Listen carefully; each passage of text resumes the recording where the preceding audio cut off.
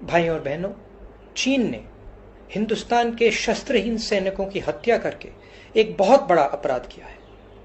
मैं पूछना चाहता हूं, इन वीरों को बिना हथियार खतरे की ओर किसने भेजा और क्यों भेजा? कौन जिम्मेदार है? धन्यवाद। गलवान घाटी के युद्ध में आपको पता होगा कि वो झड़प कैसे हुई। वो झड़प हुई हाथों से, मुक्कों से, लातों से और कुछ ऐसे वेपनों से जैसे लाइक डंडा हो गया। हाँ, और डंडे में चीनी सैनिक डंडे में कोई तार बांध के ले आए थे, हटकड़ी टाइप। हाँ, उससे झड़प हुई। कोई भी फायर आर्म एक्टिविटी नहीं हुई वहां पे। क्यों? क्योंकि मैं आपको बता दूं, इन 1993 एंड इन 1996 भारत और चीन में जो बॉर्डर एग्रीमेंट साइन हुआ था उसमें साफ साफ, पहले मैं 1993 के एग्रीमेंट की आपसे चर्चा करा देता हूँ। 1993 के एग्रीमेंट में ये साइन हुआ था कि दोनों तरफ के सैनिक एक दूसरे की सीमाओं का कभी भी उल्लंघन नहीं करेंगे, और अगर उल्लंघन किया, जैसे कि भारतीय सैनिक चीन के लैंड पे चला गया, तो फिर चीनी सैनिकों को सिर्फ इतना बोलना है, यहाँ क्यों आ रहे हो, तो और फिर बस इतने ही लाइन से वो जो भारतीय सैनिक है उसको वापस मुड़ जाना है। हाँ, एक तो ये, और दूसरा, दोनों सैनिक जो है, भारत जो है चीन की माटी की भी रिस्पेक्ट करेगा और चीन जो है भारत की माटी की भी रिस्पेक्ट करेगा। दोनों एक दूसरे देश की माटी की रिस्पेक्ट करेंगे, कोई भेदभाव की भावना अपने दिल में, अपने मन में नहीं रखेंगे। ये बहुत मोटा मोटी बात हुआ था उस एग्रीमेंट में।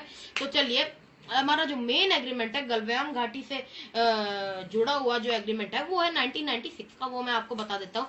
उस एग्रीमेंट में क्या साइन हुआ था? उस एग्रीमेंट में ये साइन हुआ था कि कभी भी जब भी इंडिया और चाइना के बॉर्डर में पेट्रोलिंग पार्टी पेट्रोलिंग कर रही होगी, तब न भारत के सैनिकों के पास न चीन के सैनिकों के पास फायर आर्म्स होंगे या फिर ब्लास्ट वेपन होंगे। फायर आर्म्स मतलब गन, चाहे वो हैवी वेट हो या लो वेट हो या हाई वेट हो। ओके, लाइक पिस्टल या लाइक AK-47, कुछ भी फायर आर्म्स नहीं होने चाहिए।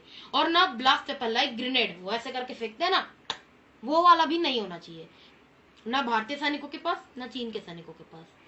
तो उसी चीज को दायरे में रखते हुए गलवान घाटी की झड़प हुई। तो अब कुछ पप्पुओं द्वारा सवाल उठाए गए हैं कि भारतीय सैनिकों के पास गलवान घाटी के झड़प में गन्स क्यों नहीं थे, फायर आर्म्स, ब्लास्ट वेपन्स क्यों नहीं थे।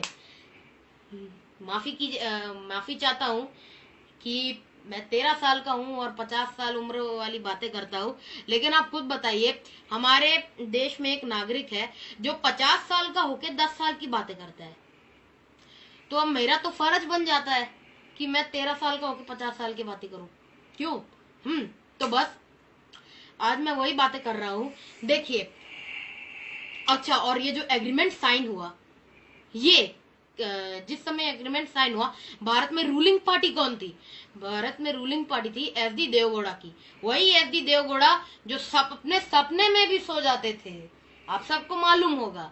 हाँ, और वो जो एग्रीमेंट था उसको सपोर्ट कौन सी पार्टी कर रही थी? उसको सपोर्ट कर रही थी कांग्रेस पार्टी। और आप सबको मालूम होगा, अभी कुछ दिनों पहले राहुल गांधी ने कांग्रेस के अध्यक्ष पद से इस्तीफा दिया है। तो इसका मतलब वो कांग्रेस के अध्यक्ष रह चुके हैं। अब जब वो कांग्रेस के अध्यक्ष रह चुके हैं तो उनको इतना तो पता ही होना चाहिए कि उनकी पार्टी ने कौन से ईयर में कब कब कौन सा एग्रीमेंट साइन किया, और हमारे किस देशों से हमारी दोस्ती है, क्या क्या हमने पहले अपने कांड कर रखे हैं। इतना तो पता ही होना चाहिए किसी भी पार्टी के अध्यक्ष को कि हमने पास्ट में क्या किया हुआ है, क्या एग्रीमेंट साइन है।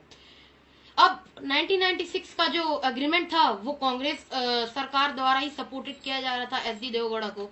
तो जब कांग्रेस ही समर्थन कर रही थी इस एग्रीमेंट का, और क्योंकि राहुल गांधी कांग्रेस के ही नेता है, तो उनको तो इतनी बात पता ही होनी चाहिए थी कि इंडिया चीन जब झड़प हो रही थी गलवान घाटी में, तो फिर फायर आर्म्स क्यों नहीं उठाए गए। उनको तो ये पता ही होना चाहिए था कि 1996 में समझौता हुआ था, इसीलिए उसको मद्देनजर रखते हुए सिर्फ हाथापाई हुई, मुक्काबाजी चली, इसलिए फायर आर्म्स नहीं उठाए गए।